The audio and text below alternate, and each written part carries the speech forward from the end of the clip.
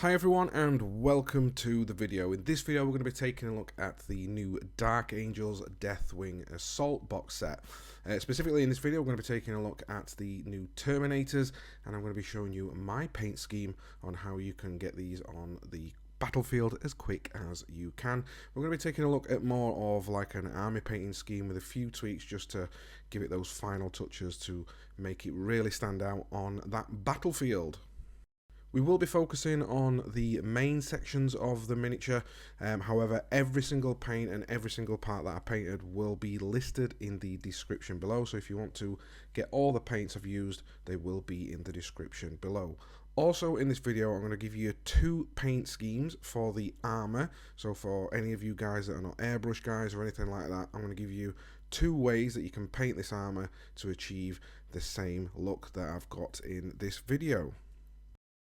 Now obviously the first thing we need to do is prime our miniatures. Now we're going to kill two birds with one stone with this, and rather than like base coating it in black and then putting a base coat on, we're going to do this all in one. So the colour I'm going to use is Colour Forge Trench Brown. It's a rattle can and I'd highly recommend their products. I really love them, and you get a little bit more and they're a little bit cheaper than the alternatives that are out there. So Trench Brown is going to be our fundamental base coat, and it's also a primer, so we are killing two birds with one stone. One little tip I'm going to give you: when priming, you don't need to go out and buy all these fancy little holders and everything. I've got the cheapest version that I can recommend to you, which is just a clothes hanger with some blue tack, and it's really good because you can hold one end and twist it and move it, and yeah, they're just really good, really cheap, and yeah, very cheap than going out and spending like 20 quid on a special holder that does it all for you. Just need a bit of blue tack and a clothes hanger. Now, before we go into my version that I'm going to use, so say you've got to this phase and you've primed everything, the brown colour is like a version of Steel Legion Drab. What you're going to do is, say if you want to use the alternate method, I'd recommend something like Colour Forge's White Bone, or it's like a version of their Wraith Bone. Is you're going to apply this and spray it from above like a zenithal highlight. So once you've put your primer on, your first coat, then you're going to get like the white, like the Wraith Bone, and spray that from above on a downwards angle, and that's going to be literally your armor recipe for this video. So if you want to do that and skip this next section on how I paint mine, feel free to jump to the time codes in the description. Now if you're an airbrush guy like me, after your base coat, these are the colours that we're going to be using. So it's Wooden Deck Tan by Tamiya. The reason I'm using these two and the XF White Flat, we're just going to add a little bit of that to the Deck Tan for our final highlight. Tamiya paints are so smooth, and you'll see once I've put these on how smooth they actually are. And we've just got these running through an airbrush, and again we're using that downwards zenithal, just paying special attention to where the light would hit. And now you can see how that base coat sort of coming through and acting as our shadow. And the reason I like to airbrush like this, and why I recommend the one before where you can use like a rattle can spray from above, it just adds so much depth and contrast to your miniature rather than the armour being all one colour. So start off with your deck tan, and then we're going to add as a final highlight just a little bit of white to that, and just paying special attention to certain areas. Now at this point, after you've done all that, it's a good idea to go in there and black out any areas that we're going to be painting later on in the future, such as like the guns and metallic parts, and that's just going to be make things a lot easier than trying to do like silver and stuff over this. You can go straight over them, however when it comes to my steel, you know, I love to start from a black base coat, and when you're done you should have something that looks like this. I have got a video coming out soon on the Deathwing Knights that come in this box set as well, and in that video we're going to not be using an airbrush at all, and we're going to specifically concentrating on how you can achieve like a more weathered look and an even more contrasty look using just our paintbrushes. Now we're going to move on to some base coat phases.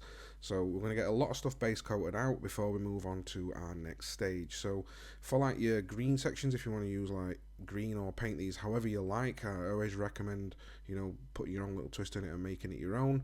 But it's really easy because we've got like that white undercoat.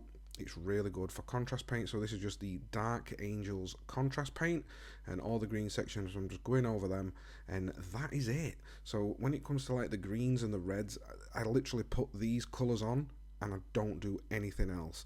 So we'll quickly go over some of the base coats. So the base coat, obviously for the green, is Dark Angels green contrast paint. For the reds, it's Flesh Tearers red.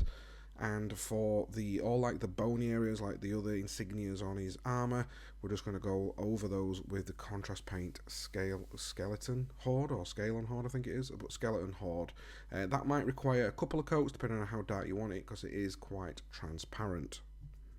Other base coats were the metallics. I used Vallejo gunmetal. You can use this, or you can use something, like lead belcher is just as good. It's a very similar colour to that. And the gold sections were painted in AK Rusty Gold. It's my favourite gold that I like to base coat all my gold sections in.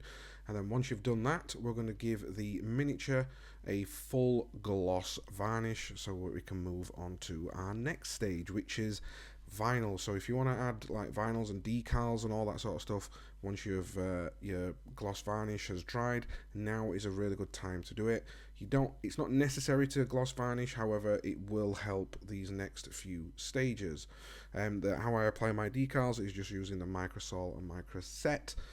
However, water is just as fine. It might just take a little bit longer to dry. Now we're going to go on to our pin wash phase. Now for this I am going to be using enamels, or you can use oils, it's entirely up to you. I'm using Ammo by MIG Dark Wash, but any oil paint, any sort of like dark brown will suffice for this.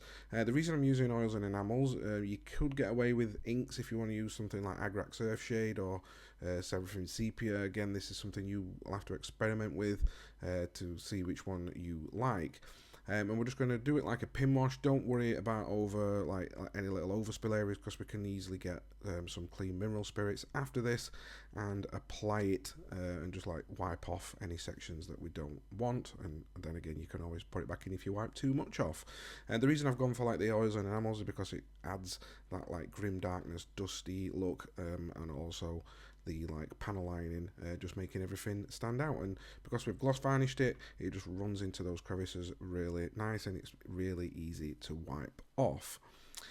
Once that's all dried, we're going to get some oils. And if you've never heard of oil dot filtering, you might have seen people like Cult of Paint and stuff use this technique a lot. It's just a case of getting some different colour oils. The oils that I've used, again, will be in the description below, and it's just like dot filtering. So you're going to put loads of little dots, make it look like a little polka dot man all over the miniature, and then we're just going to get a clean dry brush. I've got no mineral spirits or anything on this, and just swish it up and down in an upwards down motion. And what that does, it adds a little bit of like mottling and filtering and streaks to the armor, and just makes it look like it, these guys have been through the war. And once you've completed all that, next thing to do is I gave everything a matte varnish just to get rid of that glossiness, and it just seals everything in, including all the stages that we've just done, and it also seals those transfers in perfectly. Once you've done your matte varnish, obviously we need to fetch those metallics and golds back up a little bit, so you can use something like Rungfang Steel. I used Thrash Metal, it's a scale colour 75, and it's just a case of dry brushing these on. I literally just dry brush my metallics, because I think it just creates such a nice look. And just makes everything look a little bit more realistic. And for the gold, it was a scale colour 75. I'm not even going to try and pronounce it. I think it's peridot alchemy. It's just a really lighter gold, and I just went over all my golds and highlighted those. Now we're going to move on to a bit of sponge chipping. So I've just got Rhinox hide with a sponge. You can use tweezers or like one of these crocodile clips, are really useful. You're just going to work your way around your miniature, adding some little chips. And this section again is entirely up to you how much you want to add, but I would recommend paying special attention to areas, like around the feet and his knees, and sections that would naturally get dinged up. But we're not just going to leave it at this sponge chipping. One thing that I highly recommend once you've done sponge chipping is go back to your normal brush and just work your way around it. And so some of the little chips that you've done, you might want to join them up with lines, it's not like an edge highlight, but you're sort of going to put like some like lines on there and stuff, and some more little scratches. And again, it just joins everything together and gives it some different like chip sizes, and just helps blend everything together.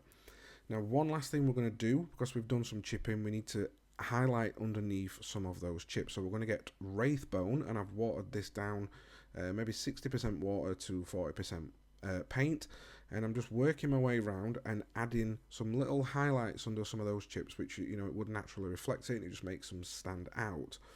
Now, another thing I've done is with like minimal amount of paint on my brush. Now, you might have seen Richard Gray do something like this in his videos, and it's just like this little scratchy effect. And what I do is I just go on to like sections where like where the highlights were originally, just to fetch those back a little bit, but it also adds another layer of texture to your paint. And in my Death Knight video, we're going to be specifically using that method, so I'll go into a lot more detail in that video. But it's just a case of just highlighting them, and you can add multiple layers to this depending on how bright you want it to go. And also at this point is a good stage to, if you want to add some edge highlights, like some broken up ones rather than just a straight like curved line or whatever around the armour. It's good to break those up, and again it just adds to that overall like grim darkness, as though this, you know, like the armour is just absolutely knackered and it's scratched and dinks, and it's got all this like multiple layers of texturing going on with it. Now, eyes and the lenses, or like his little like radar things on top, these are all painted, base coated in Blood Angels Red, the contrast paint, and then we're going to get Evil Sun's Scarlet and put a little bit into like each corner, making each highlight a little bit smaller. If you're doing like a circle, you just want to highlight the bottom edge, and then we're going to use Wild Rider Red as like a small highlight on each one, and then finally we're going to get something like Ice Yellow, or like mix a bit of yellow in with white, or you can even do it with a white, and we're just going to add a dot to each corner of the eyes and at the top of each of one of the circle lenses. Now, the final part we're going to look at is our weapons, and these are base coated in Corn Red, and then we're going to get a little bit of Mephiston Red using like our scratchy dry brushing method that we did before as like a mid-tone, and then as a final highlight we're going to get Evil Sun's Scarlet and just dry brush those edges. And that brings us to the end of my tutorial, so I hope you've enjoyed it. Please remember to hit that subscribe button and all that good stuff. And as I say, in my next video we're going to be concentrating more on the Death Knights.